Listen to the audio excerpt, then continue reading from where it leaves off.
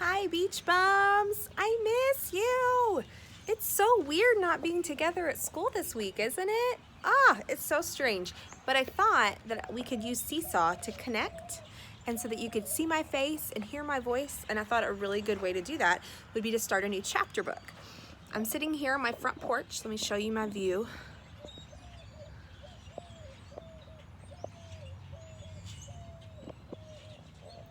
It's kind of nice out here, isn't it? It's a good day for it. And I thought we could read the book Ribsy. I think it'll be backwards to you on the video. But it's written by Beverly Cleary, who is the same author as The Mouse and the Motorcycle. And so I think you're gonna like this one. Let's see if you can guess just by looking at the cover who Ribsy is. What do we think? Oh yeah, he's definitely an ostrich, right? Just kidding, it's a dog. All right, Ribsy. Chapter 1, called Ribsy and the Hungry Flea. Henry Huggins's dog Ribsy was a plain, ordinary city dog, the kind of dog that strangers usually called mutt or pooch. They always called him this in a friendly way because Ribsy was a friendly dog. He followed Henry and his friends to school. He kept the mailman company. He wagged his tail at the milkman, who always stopped to pet him. People liked Ribsy, and Ribsy liked people. Ribsy was what you might call a well-adjusted dog. This did not mean that Ribsy had no troubles. He did have troubles, and high on that list were fleas, particularly one mean, hungry flea that persistently, that means all the time, nipped Ribsy right under his collar where he could not get at it no matter how hard he scratched with his hind foot. If it had not been for that flea, things might have been different for Ribsy. Ribsy's troubles began one Saturday morning in October when he was sitting out in front of the Huggins Square White House on Klickitat Street, keeping an eye on the brand new station wagon to make sure the family did not drive away without him. The Hugginses had owned the new green station wagon almost a week, and not once had Ribsy been allowed to ride in it. "We're going to keep this car clean," vowed Mrs. Huggins. "No more muddy paw prints on the seats. No more smudgy nose marks on the windows." Ribsy knew the Hugginses were getting ready to go someplace because he could hear Mrs. Huggins tapping around in her high heels, a sure sign that she was about to leave the house. He had also sensed an air of hurry that morning. Henry had dumped half a can of Woofy's dog food on Ribsy's dish without stopping to scratch him behind the ears. Nosy, the cat, had been fed and hurriedly shoved outdoors. The Hugginses had not lingered, that means they didn't stay a long time, at the breakfast table. All of this meant the family was going someplace, and this time Ribsy did not intend to be left behind. While Ribsy kept an eye on the station wagon, he amused himself, that means he kept himself entertained, with his soggy old tennis ball, wet from last night's rain, which he dropped at the top of the driveway and caught as it rolled to the bottom.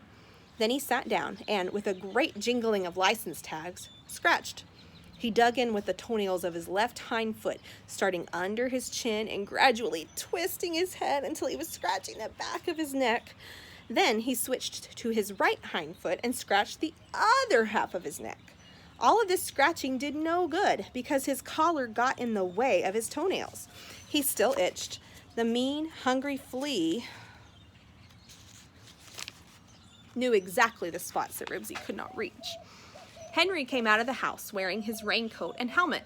He stopped to pat Ribsy on his head. Then he scratched his dog behind the ears at the point where the hair became soft and silky. "Want to play catch?" he asked, picking up the ball and throwing it across the lawn. Ribsy caught the ball on the first bounce and dropped it at Henry's feet before he had to sit down and scratch again. That flea was driving him crazy. Henry's friend, Beezus, whose real name was Beatrice, and her little sister Ramona came running down the street. "Can you go to the park?" Beezus asked Henry. "Mother said we have to get out of the house a while before it starts raining again." "Nope," said Henry, picking up the tennis ball. "We're going down to the shopping center to buy some paint and new jeans and a bunch of stuff." Beezus held out her hand to Ribsy. "Shake hands," she said. Ribsy agreeably held out his left paw and allowed the girl to shake it. "Isn't he ever going to learn to use his his right paw?" asked Beezus. "There are left-handed people. Why shouldn't there be left-pawed dogs?" This seemed reasonable to Henry. Ramona ran to Ribsy, dropped to her knees, and even though the ground was wet, threw her arms around his neck good and tight. Ribsy knew what to do about a small girl like Ramona. Patience was the answer. Just stand still long enough and she would go away. It sometimes took quite a bit of patience to get rid of Ramona. She pressed her face against his and said, "Don't I look cute? Daddy ought to get a picture of this." "Oh, Ramona," said Beezus crossly, "Daddy can't take a picture of everything you do. Come on, stop choking Ribsy and let's go to the park." Patience had worked this time. Ribsy was free of Ramona. "So long," said Henry to Beezus as his mother and father came out of the house and climbed into the front seat of the station wagon. Henry threw the ball down the street and started to climb in after them. This time, Ribsy did not chase the ball, which he knew was perfectly safe lying in the gutter. No one ever bothered his soggy old ball, no matter where he left it.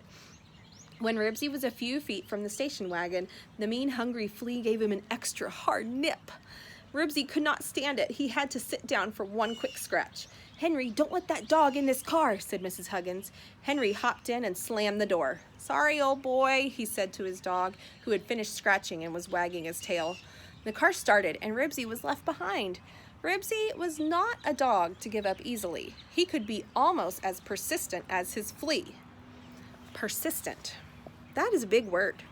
I'm going to reread and see if I can figure out exactly what persistent means. Maybe you already know what it means. But if you don't, let's use our context clues. I'm going to back up and reread. Do you remember that strategy? Let's see. It says, Ribsy was not a dog to give up easily. He could be almost as persistent as his flea. So if he's not giving up easily, and that makes him persistent, do you think persistent means that you don't give up, that you keep trying?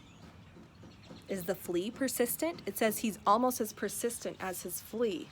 Do you think the flea doesn't give up biting Ribsy even though Ribsy tries to scratch him off? I think that's right. I think persistent means you keep trying and you don't give up. I love it. And now he started running down the street as fast as he could after his family's new car. This had happened before with the old car, and he knew that by running fast, he could catch up at the first stop sign. He managed to stay close enough to get thoroughly, that means all the way drenched with muddy water, when the car drove through a puddle. As he expected, he made it to the stop sign, where he stood panting and looking hopefully at his family. Henry pushed the button that lowered the window. "Ribsy, go home," he called out. Ribsy answered with a short, sharp bark that meant, "No, I don't want to go home." When the car started up, he continued his chase. Water spattered as the tires sucked at the pavement. He caught up at the second stop sign, 3 blocks away. "Woof," said Ribsy, wagging his tail. For a middle-aged dog, Ribsy could run pretty fast. "Ribsy, go home," said Henry, speaking a little less sharply this time. "Don't pay any attention to him," said Mrs. Huggins. "Just ignore him, and he'll go home when he gets tired." "That dog can run 20 miles an hour, said Mr. Huggins, who had been clocking Ribsy with the speedometer. As the car started, Ribsy gathered all his strength, and even though he was getting tired and that flea was chewing away under his collar, he managed to catch up at the third stop sign. Ooh, I think he is persistent. "Don't even look at him," said Mrs. Huggins. "Just pretend he isn't there." "Aw, Mom," protested Henry. "He's getting tired. He's panting, so he can't even bark." "Good," said Mrs. Huggins, who was usually a kind woman. "Now maybe he'll go home. He's not going to ride in our clean new car." Mr. Huggins went on, and so did Ribsy, his tongue flapping like a flag, and his feet scissoring back and forth as fast as he could make them go. Henry's worried face watched him from the tailgate of the station wagon. Ribsy barely made it to the next stop, which was a traffic light at a busy intersection. He stood panting with his sides going in and out like bellows. "But Mom, he'll get run over," Henry was saying. "He wants to come with us so much that he isn't even paying any attention to the other cars." Mrs. Huggins glanced unwillingly at Ribsy. "Oh, all right," she said, "just this once, but keep him on the floor. I don't want him on the seat with those wet paws, and I don't want any smeary nose prints on the windows." Henry opened the door, and Ribsy, the winner, jumped in. The first thing he did was shake himself. Muddy drops splattered all over the new plastic upholstery. That means like the covering on the seats. Silently, Mrs. Huggins just handed Henry a Kleenex behind her, and without a word, he wiped up the spatters. Until Ribsy had caught his breath, he was satisfied to stay on the floor, even though he did not like the strong smell of the new car. As soon as he was breathing normally, he tried to climb on the seat where the smell was not so strong, and where he could ride with his nose out the window and smell more things faster. "No, Ribsy," said Henry, shoving his dog off the seat. "Down, boy. And so Ribsy was forced to ride on the floor of the station wagon. He could not see a thing, and the new car smell, a mixture of new rubber, plastic floor matting, and lubricating oil, was strong. Ribsy did not like it. He liked the odors of the wet earth, fallen leaves, cats, food cooking, and boys, particularly his own boy, Henry Huggins. However, Ribsy was a dog who always tried to make the best of things. And this was a good chance to scratch again. He began under his chin with his left hind foot and finished on the other side with his right, but no matter how hard he scratched, no matter how hard he jingled his license tags, he could not reach the bites under his collar. Henry Huggins was the kind of boy who understood. "Here, let me help," he said, and removed Ribsy's collar. Ribsy enjoyed a good long scratch, this time one that really did some good. When he had finished, he laid his chin on Henry's knee. He was filled with love and gratitude for Henry's kindness. He loved Henry more than anyone in the world. Henry understood. He rubbed Ribsy behind the ear. "Good old Ribsy," he said. Did you think I wanted to leave you behind?" By this time, the Hugginses had reached the shopping center, which was made up of all kinds of stores, shops, and restaurants, surrounded by acres and acres of parking space without parking meters. People came from miles around to shop here because they did not have to worry about finding a parking space, and they could shop as long as they wished without having to remember the time and rush out to put another nickel in.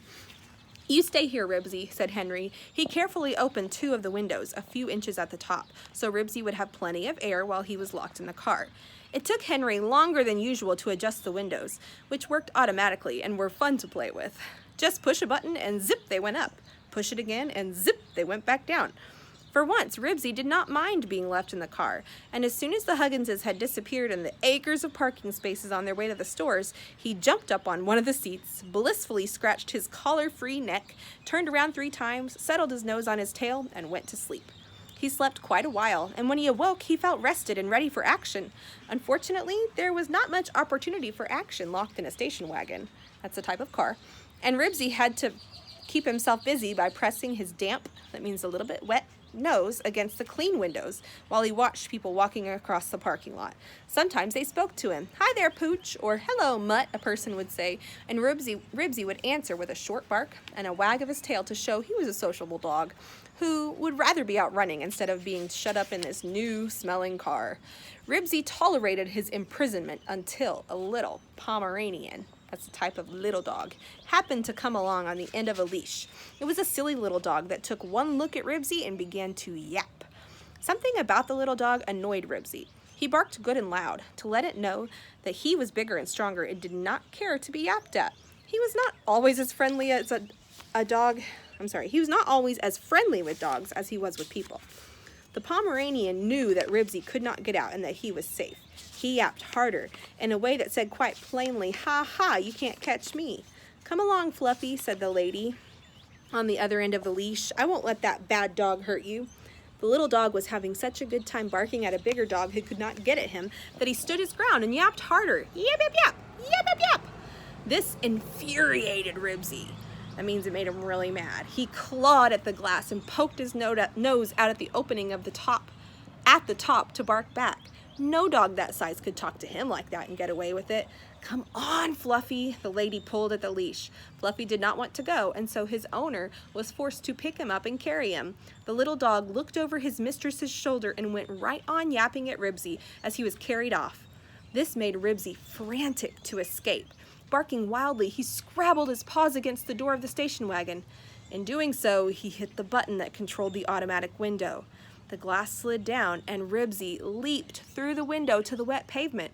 It all happened so fast that he was still surprised when his feet hit the ground, but he lost no time in dashing off in the direction in which the little dog and his owner had gone. He followed the sound of the yapping as it went toward the stores, but when it stopped, he quickly lost interest.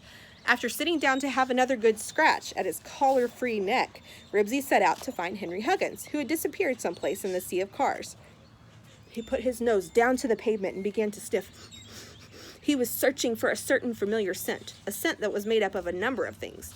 Sneakers, a raincoat, a whiff of cat, the aroma of coffee grounds that had been spilled on the kitchen floor that morning, the smell of the new car, and most satisfying of all to Ribsy, the boy smell that belonged only to Henry Huggins. Ribsy had a good nose, but unfortunately, he was no bloodhound. A bloodhound is a type of dog that's really good at sniffing things out. He had never tracked a lost child over the mountains and through forests. He was just an ordinary city dog, trying to track his owner across an enormous parking lot that smelled of oil.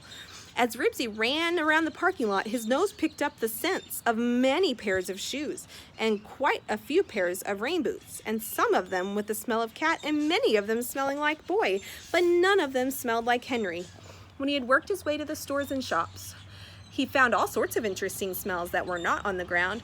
There was popcorn and new shoes and hamburgers frying. Ribsy took a great interest in the hamburgers and sat for quite a while by the door of the coffee shop, but no one suggested that he should go in.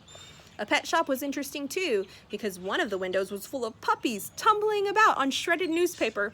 Ribsy put his paws up on the front of the shop and barked at the puppies, who stopped rolling around and barked back in their tiny little voices. This conversation between the old dog and the puppies attracted a crowd, but Henry and his parents were not part of it.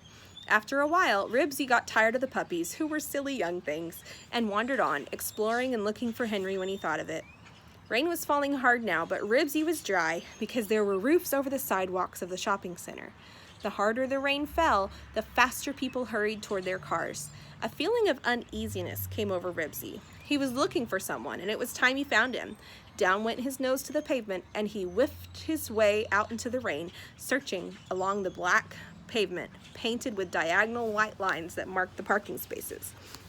Ribsy ran every which way, trying to pick up the scent. Cars honked at him, the rain pelted his skin, and it turned the pavement into one big muddle of smells. Ribsy was worried.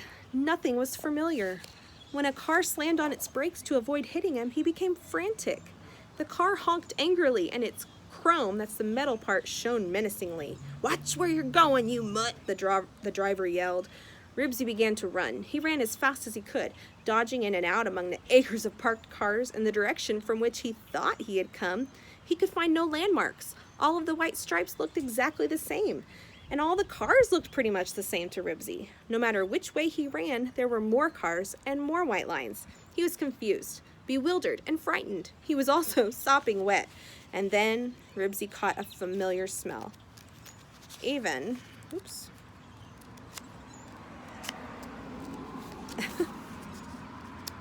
Come on. Even in the rain, it was clear and unmistakable. It was the smell of a new car, and it was right beside him. There in the next lane was a blue station wagon that smelled just right. Ribsy, who was like all dogs and was colorblind, investigated. He found the tailgate window open, and with a leap and a scramble, he was inside where it was dry. After giving himself a good hard shake that sent off a shower of rainwater, he curled up on a seat in the smallest possible space to try to warm himself. There, he fell asleep while he waited for his family to come back. It was some time later when Ribsy was awakened by a man's voice saying, "I thought I told you girls not to play around these windows." Suddenly, the car seemed to be full of people, most of them girls, dressed in raincoats, corduroy pants, and boots. Confused, Ribsy sat up. "Daddy, look, a dog!" cried the oldest girl, who was about Henry Huggins' age. "Well, where did you come from?" asked the father. "I thought something smelled strange," said the mother. "It was the smell of wet dog." "Can we keep him?" asked the second oldest girl, whose raincoat had been fixed with tape. "Of course not," said the mother. "Open the door and let him out." A chorus of protest arose from the children. "Please let us keep him. He's such a nice dog. We need a dog." "Open the door and let him out," repeated the father. "He looks well fed. He obviously belongs to someone." "But he isn't wearing a collar," the oldest girl pointed out. "Zibby, open the door and let him out." Zibby opened the door. Ribsy realized that something had gone wrong somehow, but he didn't want to leave that familiar smell. "Give him a shove," said the father. Zibby shoved Ribsy, but she shoved gently. Ribsy hopped out into the rain, and the door was slammed behind him. He stood, shivering, and looked hopefully at the car as if he somehow expected his family to transform into the Huggins' family. The people in the car stared back. Ribsy started to walk away, stopped, and looked back. It was all so strange. The car smelled right, but the people were wrong. "He's lost," said Zibby. "He's lost and he's cold, Daddy. We can't just leave him there." A chorus of agreement arose from the rest of the children. "We can't just leave him there." "We could take him to the lost and found," said one of the younger girls. silly. Stores don't have a lost and found for dogs, just for mittens and things like that. Zibby wanted to act like she was in charge, and she was a little bossy. Can't we take him home and look in the paper and see if someone advertises for him in the paper? Well, the mother was the kind of person who did not like to discourage her children's ideas. She wanted them to have ideas. Besides, a dog might amuse them on a long, wet afternoon when they had to be cooped up in the house. Perhaps we shouldn't leave him here on the parking lot. He might get hit by a car. Maybe he won't come, said the father. I hope. Zibby opened the door. Here, doggy, she invited. Ribsy stood watching uncertainly. The girl hopped out, grabbed him around the middle, and lugged him back to the station wagon, where she dumped him on the seat beside the next to the oldest girl.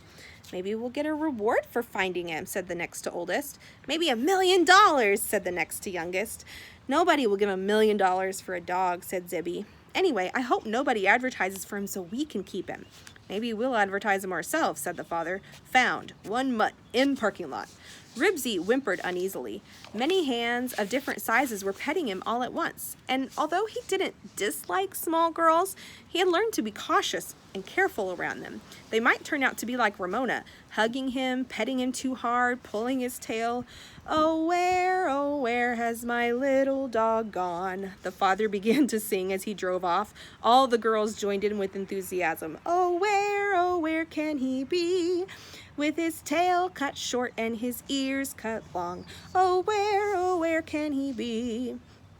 Ribsy did not care for singing. But even more than the singing and the many strange hands petting him, Ribsy was bothered by something else. He sensed that the car was going in the wrong direction. It crossed a bridge over a river, past tall buildings that were not the least bit like Klickitat Street, and took a road uphill through a canyon that led out of the city. Ribsy scrambled across Zibby's lap and pressed his nose against the window of the station wagon, where he whimpered anxiously. He was so frightened that his paw pads began to sweat and leave damp footprints on the seat. Everything was wrong. The wrong people were in the new-smelling car. The car was going in the wrong direction, and there was no way that he could escape. His neck still itched, but he scratched half-heartedly. He had more important worries than the flea that had caused him to be without his collar and tags. He had been carried farther and farther away from Henry Huggins, and that, as far as Ribsy concerned, was the worst thing that could ever happen to him. Oh, where has my little dog gone? Sang the little girls at the tops of their voices. Oh, where can he be? Right here with us, said Zibby happily. That is the end of chapter 1. And holy moly, that was a long chapter. That was 31 pages long. That might be a new record. I think... Yep, it looks like all of the chapters are that long. So tomorrow I'll read maybe the first half of the next chapter, okay? So stay tuned for our Ribsy story time. We'll continue reading this as the week goes on.